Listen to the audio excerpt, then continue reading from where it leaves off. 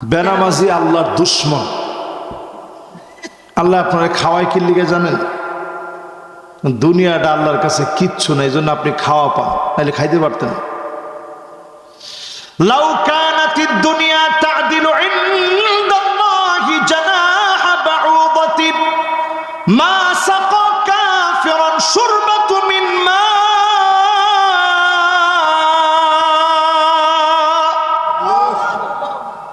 এই দুনিয়ার মূল্য যদি আল্লাহর কাছে একটা মাছির ডানা পরিমাণ থাকতো, একটা বেনামাজি, একটা কাফের, একটা জালেম, একটা বেঈমান আল্লাহ দ্রোহীকে এক ফোঁটা পানি আল্লাহ খেতে দিতেন না। ঠিক তো কইলেন না? আরো আওয়াজ করে বলেন ঠিক। খাওয়ান কেন?